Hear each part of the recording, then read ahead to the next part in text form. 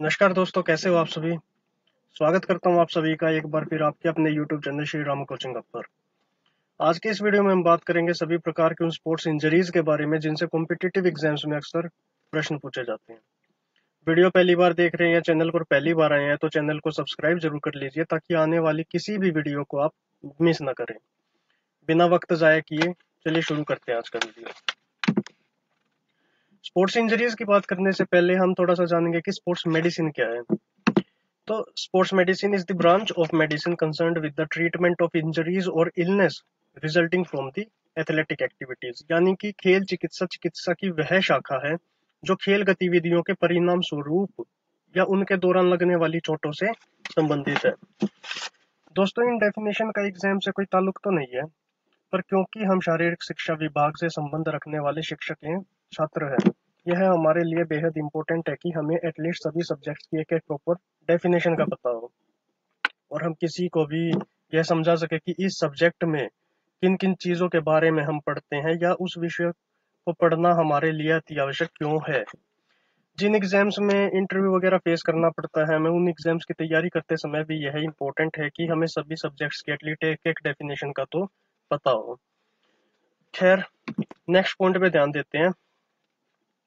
इससे एग्जाम्स में कई बार प्रश्न पूछा गया है। नोट करेंगे कि IASM यानी कि Indian association of sports medicine की स्थापना कब हुई थी? 1971 में। और जो इसका पहला सेमिनार हुआ था वो भी सेम ईयर में हुआ था, यानी कि जो फर्स्ट नेशनल सेमिनार था वो भी 1971 में ही आयोजित किया गया था। अब बात करेंगे आज का जो हमारा टॉपिक है, स्पोर्ट्स इंजरीज। देखिए, कोई भी आउटडोर गेम है, यदि हम उसे खेलते हैं तो यह बड़ी लाजमी सी बात है कि विभिन्न प्रकार की इंजरीज का हमें सामना करना पड़ता है। ये सॉफ्ट टिश्यू इंजरीज भी हो सकती हैं, फ्रैक्चर्स भी हो सकते हैं, डिसलोकेशंस भी हो सकते हैं, या विभिन्न अन्य प्रकार के इंजरीज है जिन सब की हम आज बात करेंगे। तो सबसे पहले बात करते हैं सॉफ्ट टिश्यू इंजरीज के बारे में। वह सभी चोटें जो ऊतकों संबंधित होती है, बड़ी कॉमन सी होती है, और किसी भी गेम में इस प्रकार की इंजरीज को फेस करना पड़ता है हमें। दिस काइंड ऑफ इंजरीज में भी मेजर और माइनर, और हमें सभी प्रकार की सॉफ्ट टिश्यू इंजरीज की बड़ी बारीकी से अभी वर्णन करेंगे। So first one is sprain, मोच जिसे हम कहते हैं। गौर करेंगे मेरी बात पर दोस्तों कि स्प्रेन और स्ट्रेन वो सॉफ्ट टिश्यू इंजरीज है जिन पर एग्जाम्स में सबसे ज्यादा प्रश्न पूछे जाते हैं। पर दुख की बात क्या है कि सबसे ज्यादा कंफ्यूज भी हम इसी में होते हैं। पर चिंता की कोई बात नहीं है। अब ये PPTs वगैरह बनाने का मकसद यही है कि आप लोगों को एक चीज में लंबे समय तक याद करवा सकूं और उनको विस्तार में समझा सकूं। तो फर्स्ट वन देखेंगे, स्प्रेन। स्प्रेन क्या होता है दोस्तों? Injury of ligament. मतलब इसमें लिगामेंट जो होती है हमारी वो टियर हो जाती है। लिगामेंट कितनी ज्यादा टियर हुई है उसके बेसिस पे हम डिसाइड करते हैं कि स्प्रेन माइल्ड है, मॉडरेट है या सीवियर है। इनके बारे में हम आगे बात करेंगे। तो स्प्रेन यानी कि मोच क्या है? Injury of ligament. किससे संबंधित है? लिगामेंट क्या है? जो बोन को बोन से जोड़ती है, हड्डी को हड्डी से। जो फर्स्ट ग्रेड या माइल्ड स्प्रेन्स होते हैं उनसे हम इजीली रिकवर कर लेते हैं by taking proper rest at home. इस प्रकार की इंजरीज के तुरंत बाद हम राइस थेरेपीज का इस्तेमाल करते हैं। मॉडरेट स्प्रेन्स जो होते हैं वो थोड़ा ज्यादा टाइम लेते हैं रिकवर करने में, जबकि सिवियर स्प्रेन्स जो होते हैं उसमें हमें डॉक्टर्स या सर्जन्स की आवश्यकता पड़ती है। अच्छा, लिगामेंट की हमने बात कर ली, बोन से बोन को कनेक्ट करते हैं। उसके बाद है राइस थेरेपी का इस्तेमाल होता है। फिर इसके नॉर्मल सिम्टम्स क्या क्या है? जैसे दर्द होना, स्वेलिंग हो जाना, या जो इफेक्टेड पार्ट है उसको उसमें मूवमेंट करने में प्रॉब्लम होना में। अब जो स्प्रेन है वो आमतौर पर कौन कौन सी जगह पे होता है? जैसे एंकल है, नी है, रिस्ट है हमारी।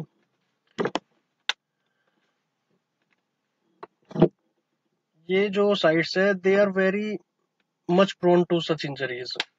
और जो सभी मेंशन्ड एग्जांपल्स है उन्हें मैंने फोटोज के माध्यम से दिखाने का प्रयास किया। जैसे अपर मोस्ट इमेज में हम देख सकते हैं कि जो हमारी नी का एंटीरियर क्रूशिएट लिगामेंट है, सॉरी, वो कम्प्लीटली टोन्ड ऑफ। फिर नीचे वाली इमेजेस में हम देख सकते हैं एंकल और थंब का एग्जांपल दर्शाया गया है। रिस्ट का एग्जांपल हम लास्ट स्लाइड पे ऑलरेडी देख चुके हैं। तो नेक्स्ट है ग्रेड्स और टाइप्स ऑफ स्प्रेन। सबसे पहले फर्स्ट डिग्री स्प्रेन जो है उसमें हम देख सकते हैं कि किसी भी लिगामेंट में कोई भी टियर नहीं दिखाई दे रहा है। इस प्रकार के स्प्रेन्स को हम माइल्ड स्प्रेन्स के नाम से भी जानते हैं। नेक्स्ट जो है वो है सेकंड डिग्री स्प्रेन्स या मॉडरेट स्प्रेन्स। इसमें हम देख पा रहे हैं कि जो मीडियल कोलेटरल लिगामेंट है वो लगभग आधा टियर हो चुका है, और यही लिगामेंट नेक्स्ट इमेज में मतलब थर्ड डिग्री स्प्रेन में कंप्लीटली टियर हो चुका है। बल्कि जो मिडल में हम देख सकते हैं जो पोस्टीरियर क्रूशिएट लिगामेंट है वो भी आधा टियर हो गया है। इस प्रकार के स्प्रेन्स को हम क्या कहते हैं, सीवियर स्प्रेन्स। और ऐसी सिचुएशंस में, ऐसी इंजरीज में इनको रिकवर करने के लिए हमें मोस्टली सर्जरीज की आवश्यकता होती है। आगे देखेंगे स्ट्रेन। स्ट्रेन और स्प्रेन में हमें काफी प्रॉब्लम होती है कुछ चीजें रिमेम्बर करने में, तो देखेंगे इसको पीपीटीज के माध्यम से, शायद चीजें आसान हो याद करने में। तो स्ट्रेन स्ट्रेन क्या है, इंजरी ऑफ टेंडन, जो कि नॉर्मली ओवर स्ट्रेचिंग के कारण होती है। स्ट्रेन को हिंदी में यदि देखें तो क्या है, खिंचाव। नाम से ही पता चल रहा है कि जो इंजरी, मतलब इस इंजरी में क्या होता है, stretching beyond the limit of our muscle. जितनी उसकी क्षमता है उससे ज्यादा उसको स्ट्रेच करते हैं हम किसी चीज को, किसी मसल को, तो उसमें क्या हो जाता है, खिंचाव, और उसी को हम क्या कहते हैं, स्ट्रेन। तो बात की हमने स्ट्रेन क्या है, इंजरी ऑफ टेंडन, और टेंडन किसको किससे कनेक्ट करती है, मसल को बोन से। इसके भी जो सिम्टम्स है वो कॉमन है स्प्रेन की तरह, जैसे मसल स्पाज्म, स्वेलिंग हो जाती है, क्रैम्प, और जो एरिया होता है जहाँ पे स्ट्रेन हुआ है उसको मूव करने में प्रॉब्लम होती है। इसके लिए भी हम as a first aid RICE therapy का सबसे पहले यूज करते हैं। और स्प्रेन की तरह स्ट्रेन के भी 3 स्टेजेस होती है, ग्रेड 1, ग्रेड 2 और grade 3। Mild strain, moderate strain और सीवियर स्ट्रेन।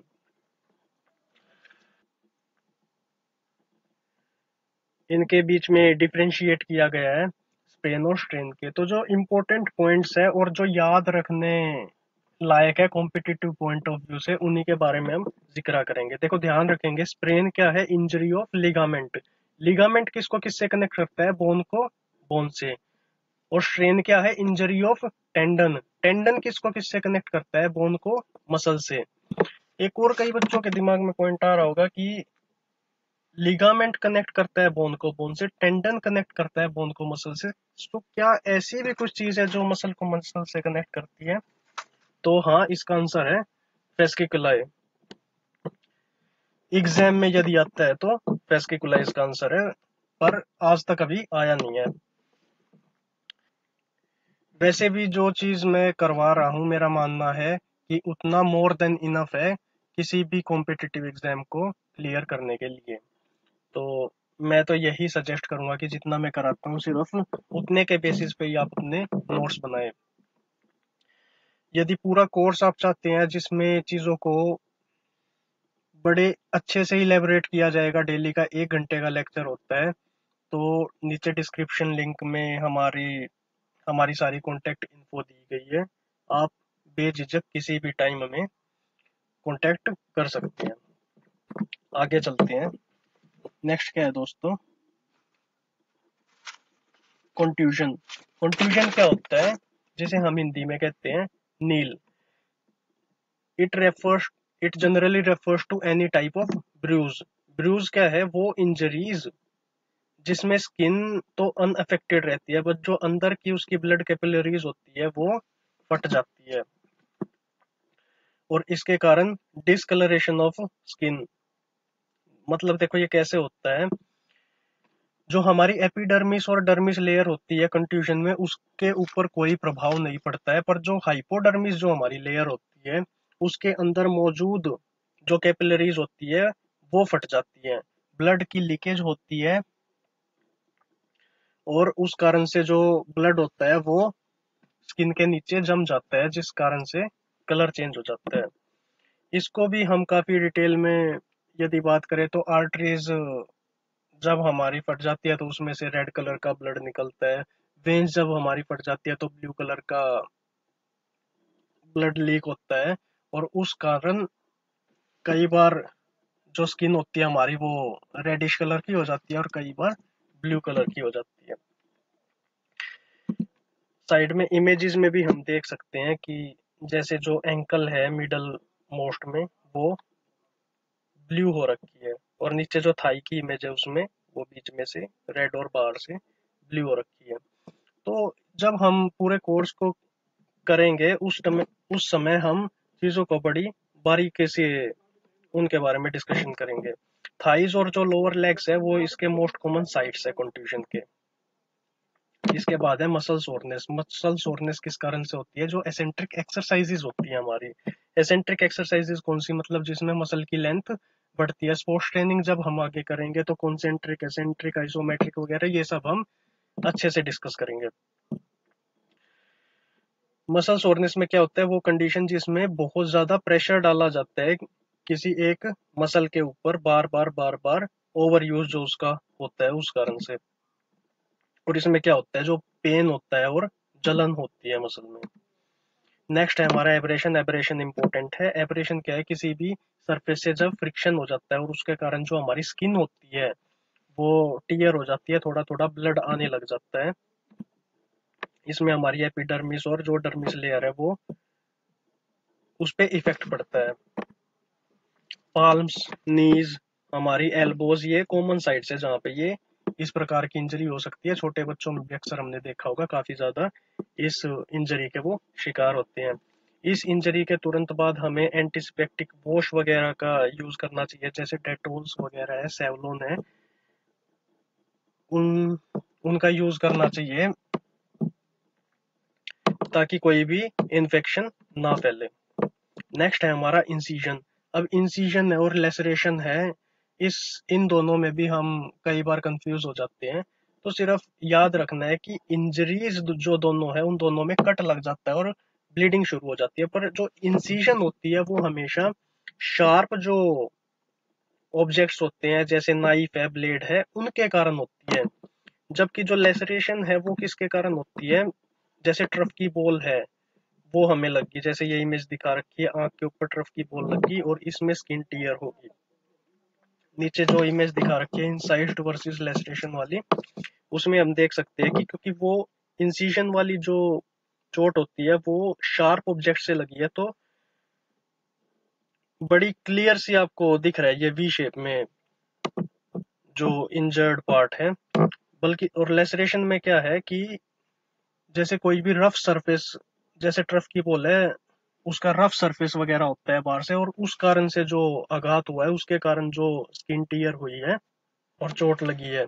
इन प्रकार की इंजरीज में भी क्या होता है? हम एंटीसेप्टिक वॉश वगैरह का इस्तेमाल करते हैं ताकि कोई भी इन्फेक्शन से हम बच सके। नेक्स्ट है पंक्चर। अब जो ये इंजरीज है ज्यादा इंपॉर्टेंट नहीं है वैसे तो, बट फिर भी एग्जाम में कभी कभार क्वेश्चन आया है। पंक्चर देखो, हम अपने लोकल में हमेशा बोलते हैं कि टायर पंक्चर हो गया। तो मतलब पंक्चर क्या हो गया? होल हो गया किसी भी शार्प ऑब्जेक्ट के कारण जो होल हो जाता है, जैसे नीडल से, आइस पिक वगैरह से। स्पोर्ट्स में जैसे हमारे शूज के स्पाइक्स होते हैं उनके कारण पंक्चर हो जाता है। जैसे ये इमेज देख सकते हैं, थंब के बीच में और हमारी जो फिंगर है उसके बीच में पंक्चर हो रखा है, या नीचे जो इमेज है उसमें कैक्टस लगने के कारण होल, फिंगर में एक होल हो गया है, वो क्या है? हमारा पंक्चर।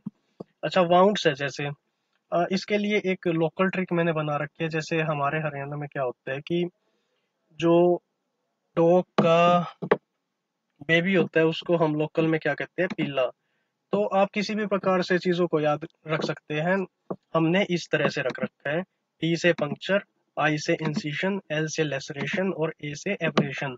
एग्जाम में कई बार इससे क्वेश्चन आया है कोई भी 4 ऑप्शंस दे देंगे वो और पूछेंगे इनमें से कौन सा वाउंड नहीं है, घाव नहीं है। तो ये जो 4 इंजरीज है, पंक्चर, इंसिजन, लेसरेशन और एब्रेशन, इनको क्या कंसीडर किया जाता है? वाउंड्स। आप अपनी कोई भी अलग ट्रिक बना सकते हैं। इसके बाद है ब्लिस्टर। ब्लिस्टर हिंदी में जिसे बोलते हैं फफूंदा। इसमें क्या होता है कि जो हमारी एपिडर्मिस और डर्मिस लेयर होती है, उस पे फ्रिक्शन के कारण उसके बीच में फ्लूइड भर जाता है। जैसे इमेजेस में भी आप देख सकते हैं, फ्रिक्शन होता है बार बार, तो उसके कारण फ्लूइड बन जाता है बीच में। फिर नेक्स्ट है कैलस। कैलस में भी क्या होता है, जो फ्रिक्शन होता है बार बार जो हमारी पाल्प्स और हील होती है उसके ऊपर फ्रिक्शन के कारण जो ये सरफेस रफ हो जाता है, रफ सरफेस बन जाता है, इसे हम क्या कहते हैं? कैलस। ये एक्चुअल में इंपॉर्टेंट नहीं है, बस मैं एक ओवरव्यू दे रहा हूँ। इनसे क्वेश्चन कभी कभार आया है एग्जाम में। फिर है एवल्जन। एवल्जन क्या होता है, कोई भी हमें चोट लगती है, जो हमारा शरीर का कोई भी पार्ट है वो बिल्कुल अलग हो जाता है, बिल्कुल थोड़ा सा टच में रह जाता है हमारे शरीर से, वो क्या होता है? एवल्जन। जैसे देखिए सर्जरी के बाद इनको पूरा दोबारा से स्टिच वगैरह करके पेस्ट किया गया है हमारी बॉडी से। इसके बाद है दोस्तों बोन इंजरीज। आप सभी से रिक्वेस्ट है, यदि वीडियो आपको पसंद आया है तो इसको लाइक जरूर कर दीजिए और साथ ही शेयर जरूर कीजिए, क्योंकि नया नया हमारा यूट्यूब चैनल है और हम इसको ग्रो करना चाहते हैं, ताकि जितने भी बच्चे हैं जिनको नीड है वो एक अच्छे इफेक्टिव और एफिशिएंट मैनर में अपनी तैयारी कर पाए। इसीलिए इन पीपीटीज को बनाया गया है। तो रिक्वेस्ट है आप सबसे, इसको चैनल को सब्सक्राइब, वीडियो को लाइक और वीडियो को शेयर जरूर कर दीजिए प्लीज।